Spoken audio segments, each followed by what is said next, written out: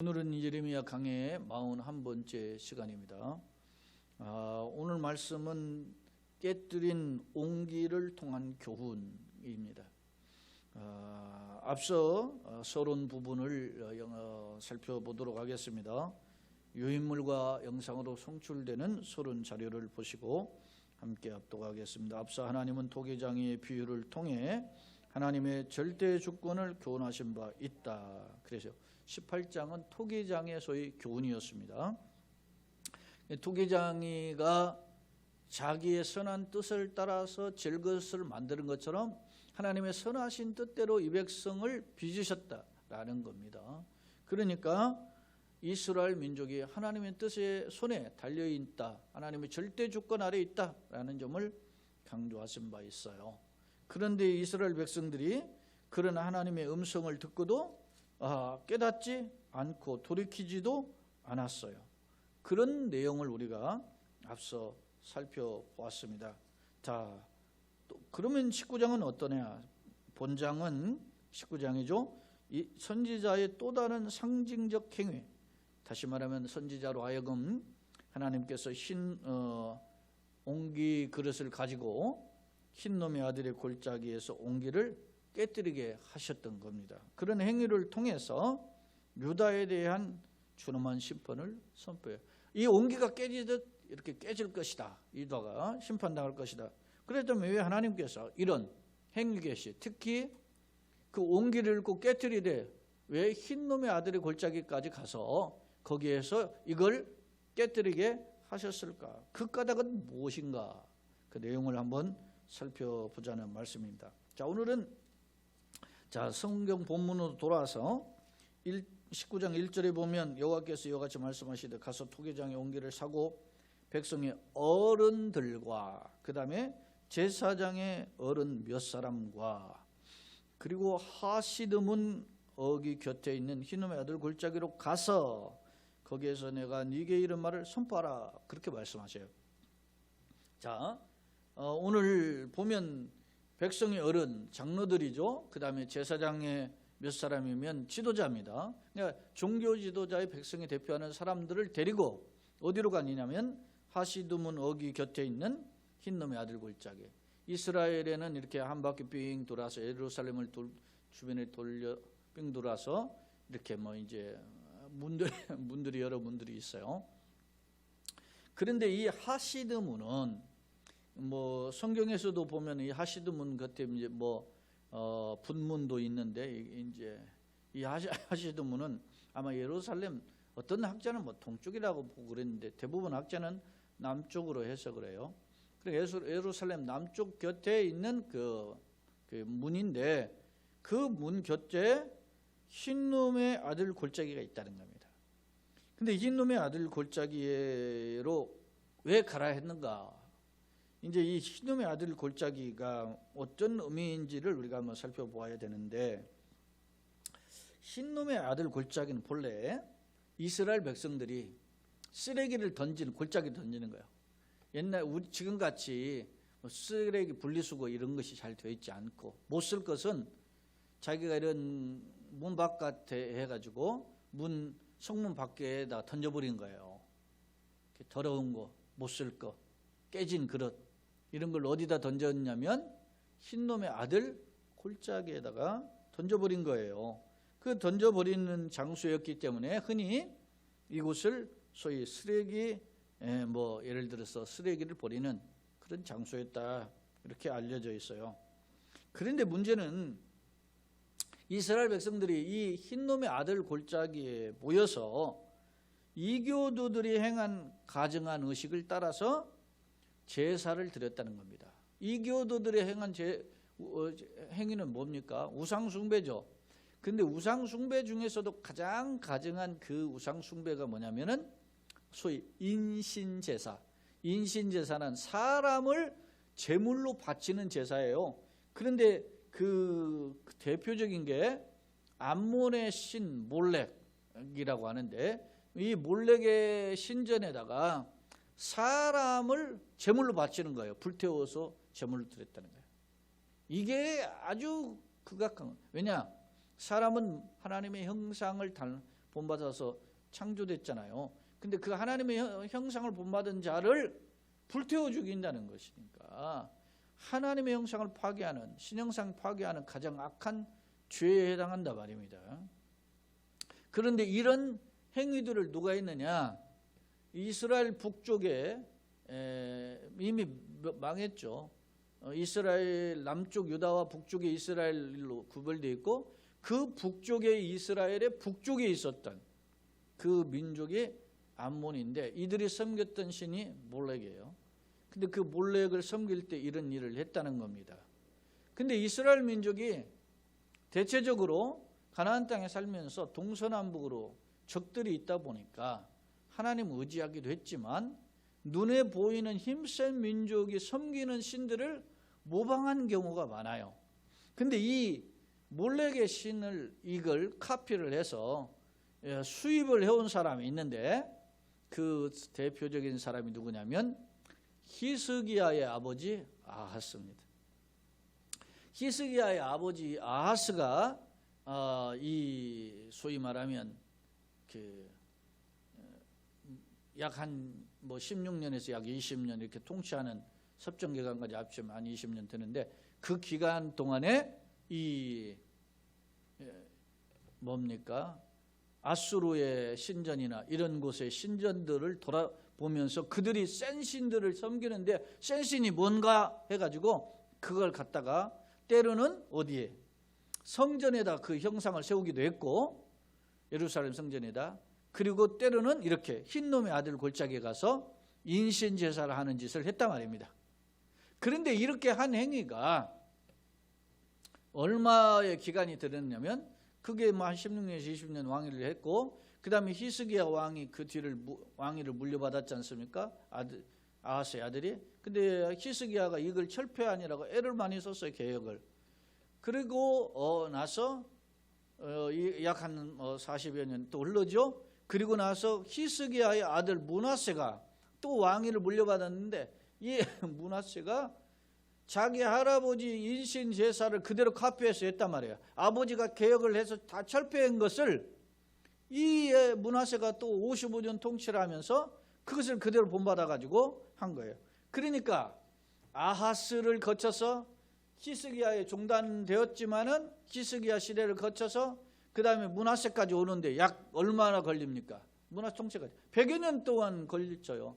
그럼 이스라엘 백성이 역사로 말미암아 100여 년인데 물론 중간에 히스기야라는 왕의 통치의 한 세대는 그 뭐 개혁을 단행해서 그런 일이 중단되기도 했지만 그러나 이렇게 세 세대가 100년이면 한 3개 30년 한 세대로 볼 때 세 세대가 얼마나 가죠?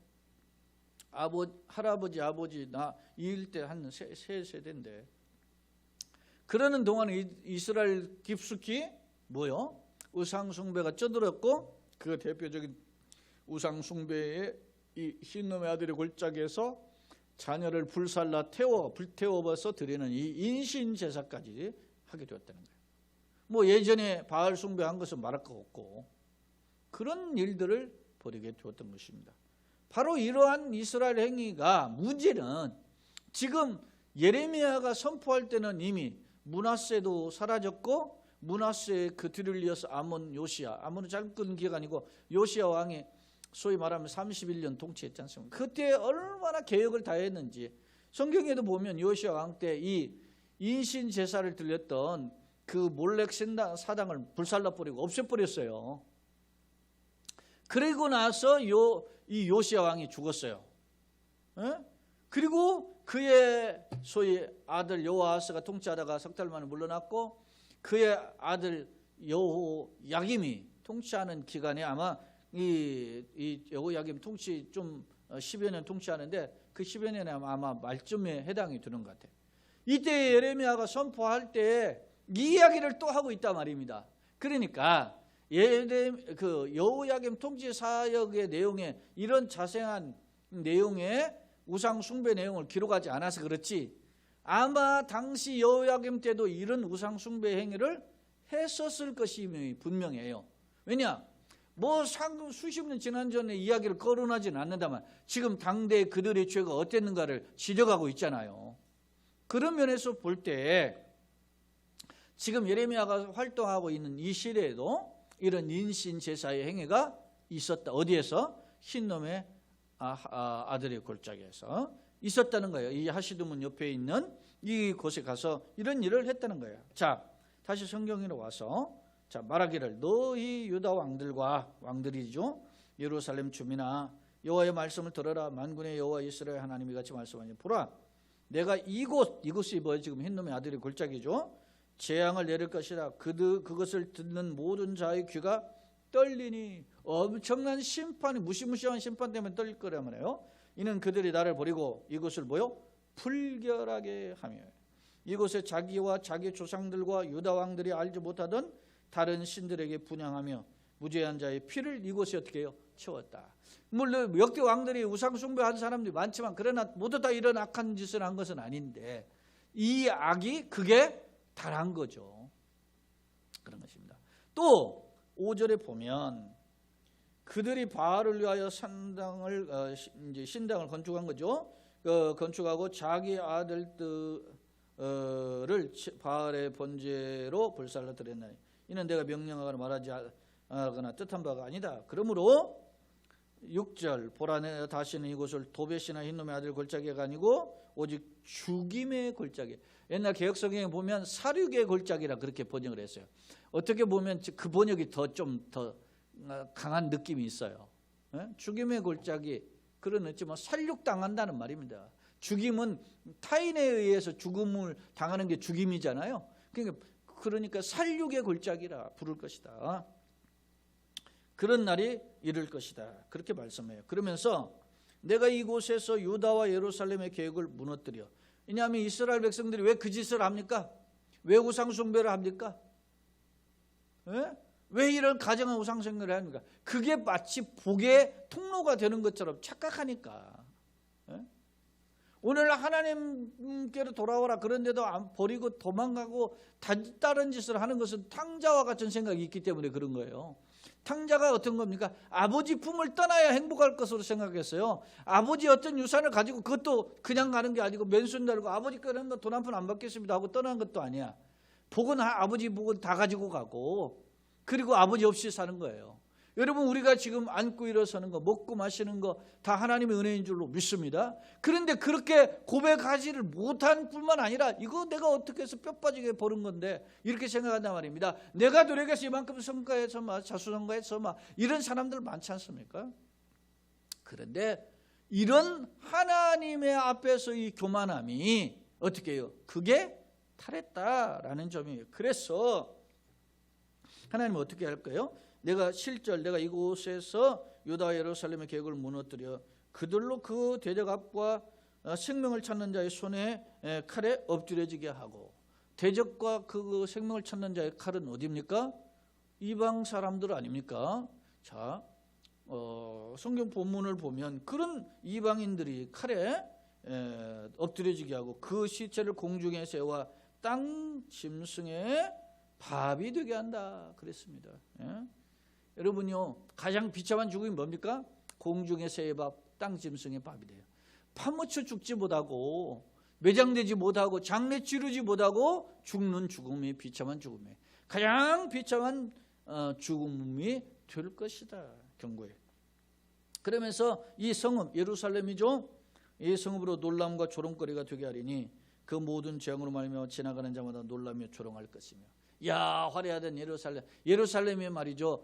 언덕 위에도 있지만 그 예루살렘 주변에 산들이 들려 있잖아요. 그게 일종의 요새라 말입니다. 요새. 우리도 보면 옛날에 그 전쟁에 대비해서 성들을 볼 때 지형이 좋잖아요. 우리 한강 한양도 보면 산으로 둘러싸여 있지 않습니까? 왜? 저기 평야하면 바로 쳐들어오는데 산을 거쳐오기 때문에 산 오는 도처에다가 말이죠. 이렇게 성벽을 쌓아가지고 거기에서 요새에서 방어를 하는 거예요. 실제로 우리도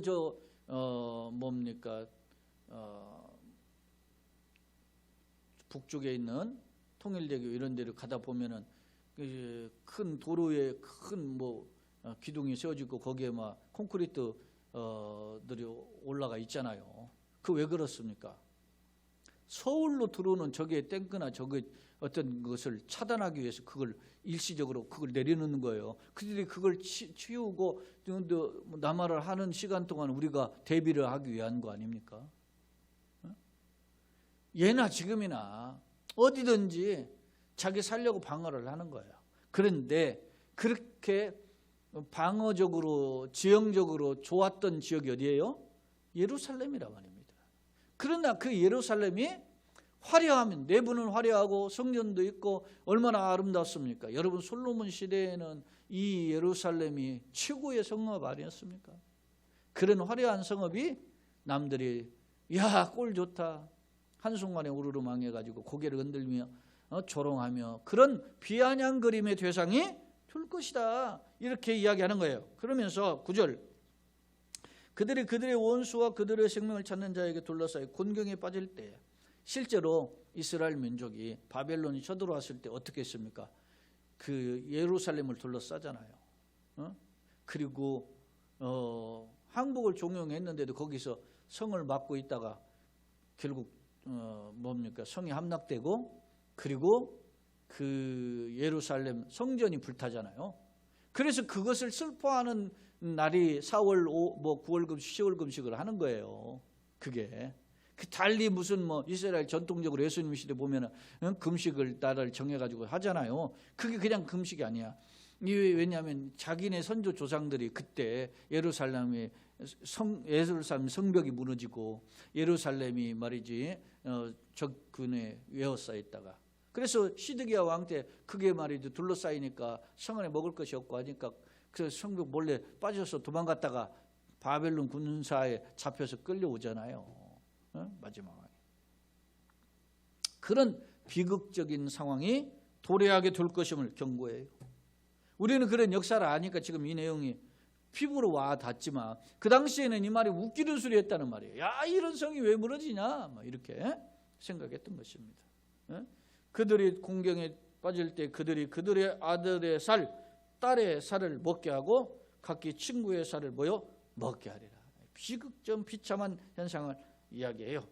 그러면서 하나님이 너는 함께 가는 자의 목전 누굽니까? 백성의 지도자들이죠. 종교의 지도자들 앞에서 그 온기를 어떻게 해요? 깨뜨리고 그들에게 이르기를 만군의 여호와께서 이와 같이 말씀하시되 사람이 토기장의 그릇을 한번 깨뜨리면 다시 완전하게 할 수. 그렇지 않습니까? 상식적으로 보면 우리가 가지고 있는 저에게 과를 깨졌는데 그거 어떻게 붙일 수 없잖아요. 그러면 어떻게 해요? 이 사람들이 그 그릇을 당시에는 어떻게 해요?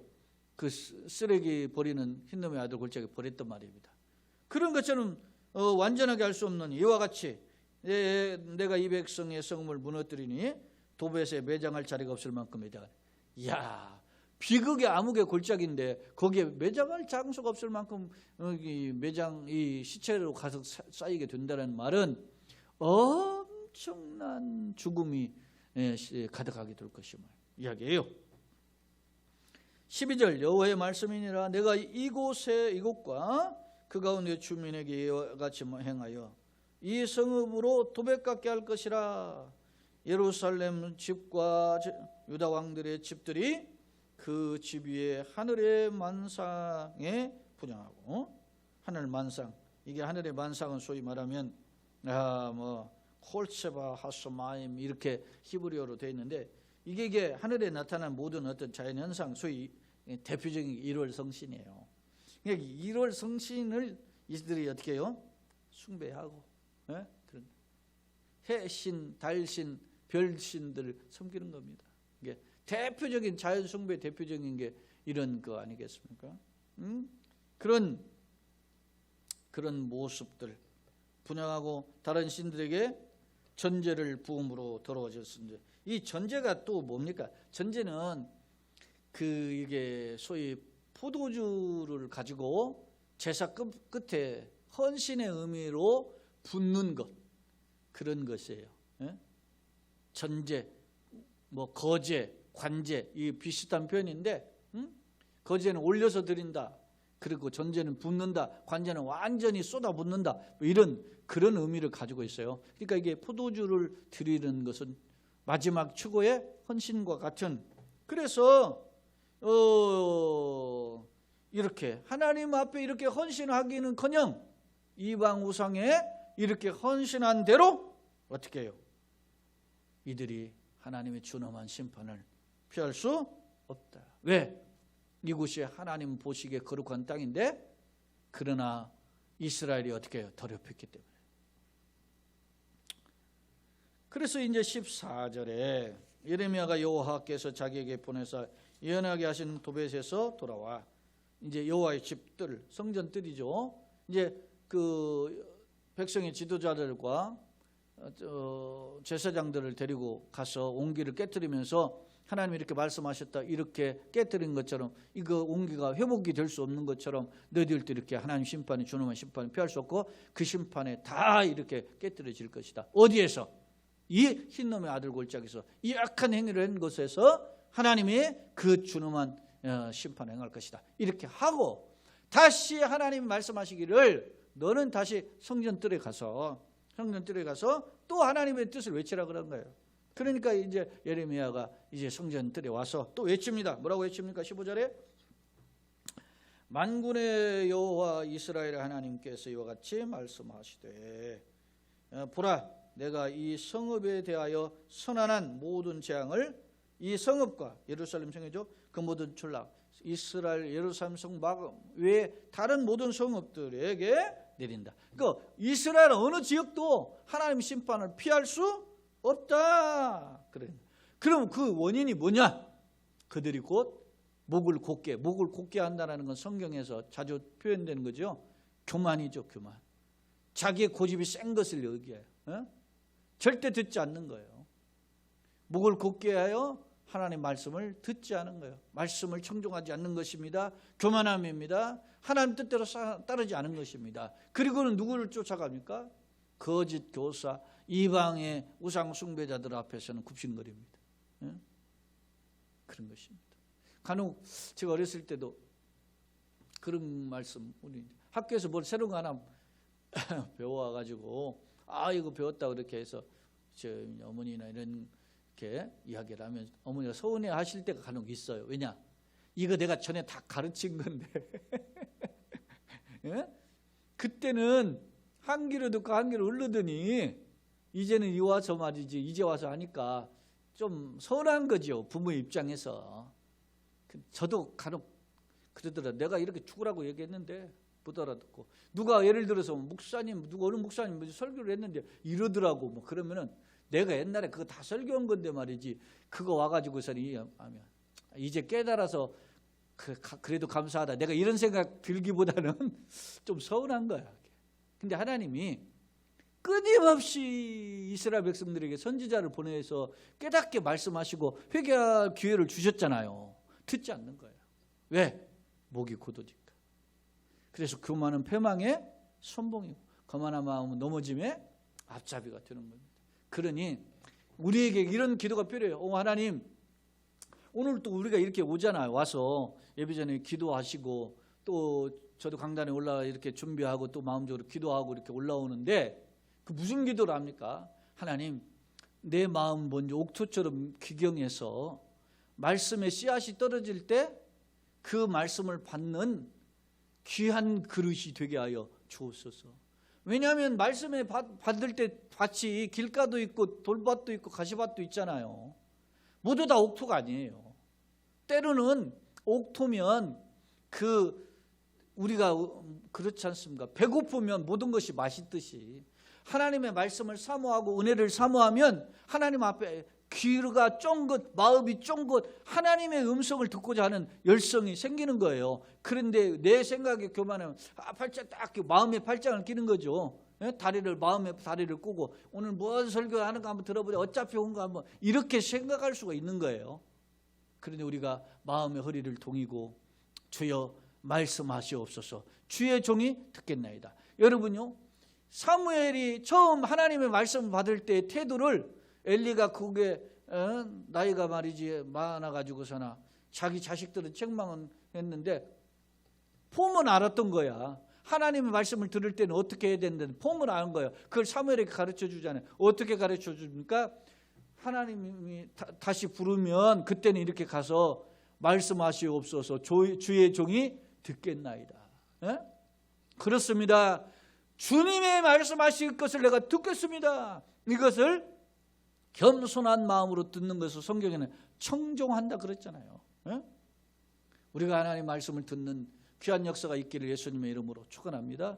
그리고 깨닫는 역사가 있기를 축원합니다. 그리고 그 깨닫는 역사가 우리에게 소위 말하면 음식을 먹으면 그게 몸에 피가 되고 살이 되고 그 자신의 활동의 능력이 되잖아요. 마찬가지로 우리가 이 땅에 나그네길 어간에 하나님의 능력을 공급받는 통로가 되기를 예수님의 이름으로 축원합니다. 자, 교재로 돌아와서 본론 부분만 캡처한 부분을 한번 보도록 하겠습니다.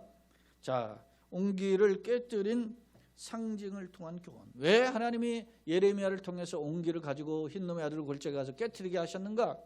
자, 유다의 실상을 보여준다. 흰놈의 아들의 골짜기에, 거기서 우상 숭배하는 곳이죠. 대표적인 게 도벳사당인데, 그 도벳사당을 건축하고 거기에 소위 자녀를 제물로 드리는. 야, 여러분 그 영화 암살이라는 영화 보셨나요? 그 보면 굉장히 한국 관객이 많이 관람한 영화인데, 전지현 나오고 뭐 조진웅 나오고 뭐 그렇게 나오지 않습니까? 근데 거기에 일본 앞잡이로 나오는 게 있어요. 전지현이 1인 2역을 하는데 두 딸로 나오는데, 일본 앞잡이를 하기 위해서 아내도 총 쏴서 죽이게 하고, 아내도 자기 밑에 사람을 시켜가지고 죽이게. 예? 그리고 그 딸을 이제 하나는 아버지가 키우고 하나는 어머니가 데리고 도망가다가 죽은 엄마만 죽고, 그 딸을 이제 독립군을 키워서 돌아오는데, 독립군이 돌아왔는데도 딸인데 자기 딸하고 똑같은 딸인 쌍둥이 딸이니까, 그런데 총 쏴서 죽이잖아요, 아버지가. 예? 눈에 보이는 게 없는 거야. 자기가 살기 위해서는, 자기가 세상에서 영예를 쾌락을 누리기 위해서는 딸도 죽이고 아내도 죽이고 다 죽이는 거야. 이 민족도 배반하고, 야, 이런 어떤 짐승만도 못한 인간이 있어요. 뭐 영화지만 우리 사회에 그런 사람이 있었으니까 나라가 망한 거지. 아니 말이지, 정신 바로 박히고 말이지, 그랬으면 나라가 그때 망했겠어요? 아무리 힘이 없어도. 이제 뭐 이야기가 확대됐지만, 자, 아무리 할 짓이 없지 자식을 불살라 드리냐고. 그런 유다의 그 실상을 하나님께서 지적하고 이제 옹기를 깨트려 버린 거예요. 예레미야를 통해서. 옹기를 깨트리는 행위가 뭐냐?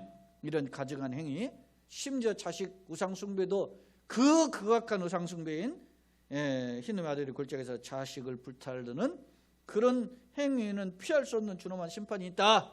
깨뜨린 옹기는 다시 붙일 수 없듯이 너네들 회복할 수 없으니까 회개하라고 촉구했는데, 유다의 반응 어땠습니까? 목이 곧은 백성이잖아요. 아까 15절에 보았죠. 목을 곧게 하여 말씀 어떻게 해요? 듣지 않았어요. 회개하지 않았어요. 여러분요, 사람이 극한 상황에 가면 천부의 의지 없어서 손 들고 오는 거예요. 탕자가 아버지 말 안 듣고 도망갔지, 그 아버지 제사를 가지고 다 떠났지만 결국 돌아오잖아요. 어메이징 그레이스, 하나님 은혜를 깨닫고 나 같은 죄인 살리신 주 은혜 놀라워 돌아오는 거예요. 천부의 의지 없어서 손 들고 돌아와야 되는 거예요. 여러분이 코로나19의 시국을 만났을 때 우리가 하나님 앞에 돌아오기를 주님은 원하시는 겁니다. 오늘 저는 국가에서 10일부터 말이지, 교회만 딱 꼭 집어서 얘기했잖아요. 교회만 10일부터는 주중에 소모임, 예배외에 소모임 하지 못하고 식사 못한다, 딱 이렇게 못을 박아버렸잖아요. 이게 엄청난 교회 압박이지 않습니까? 어떻게 보면은 사실 교회 입장에서 볼 때는 이건 탄압인 거죠. 그러나 우리가 그 빌미를 제공함에 있어서 우리가 뭐 한국 교회가 뭐 사실은 프로테이지 퍼센트로 보면 1% 정도가 그런 거예요, 사실은. 예? 그 1% 가지고 뭐 그런 게 했지만, 그러나 국민들이 느끼는, 방송이 어쨌든 만약에 침수봉대에 방송이 됐든 어쨌든 국민들이 느끼기에는 또 교회를 계속 지적했으니까 국가에서 그렇게 어떤 어떤 강한 조치를 한 거 아닙니까? 저는 이런 걸 통해서 우리가 한번 생각해 봐야 돼요.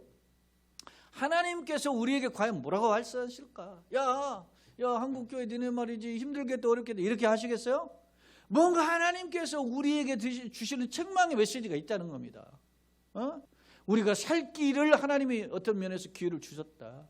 하나님의 한국교회를 회복할 수 있는 어떤 면에서 시간적 기회를 주셨다. 왜냐? 제가 역설인데요. 자, 이렇게 하면 우리가 정신을 차리고 어찌됐든 조심하게 되면은 교회가 보도가 안 될 거 아닙니까? 반면에 교회가 뭐 감염 안 되면 뭐 다른 데는 뭐 감염 그러면 다 사라지나요? 다른 데서 막 드러날 거예요. 그러니까 어떻게 보면 교회가 살 길이 될 수도 있어요. 역으로 생각해 보면. 하나님 앞에 지금 더 겸손히 엎드리고 기도하고 매달리고 개인적으로 다 같이 모여서 하지는 못하지만 다 같이 이제 모여서 하는 것을 이제 영상으로 해야지. 저는 예를 들어서 구역 모임도 뭐 할 수 있다.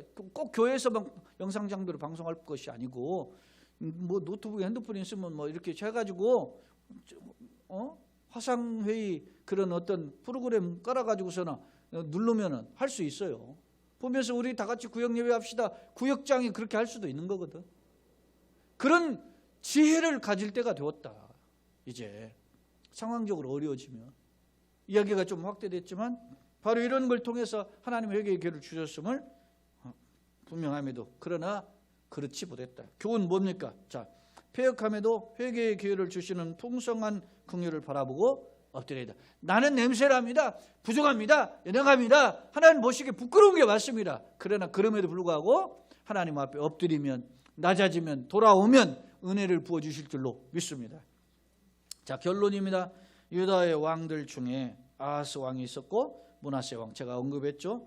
이때 자기 아들을 몰렉에 희생제물로 바치기도 했어요. 불살라 드렸단 말입니다. 이는 우상 숭배 중에도 가장 악한 행위로 그 기간이 오래 지속되었어요. 제가 앞서 이야기했죠. 아하스의 통치에서 므낫세까지 통치 기간이 한 100년이에요. 물론 그 모든 기간 다 한 건 아니에요.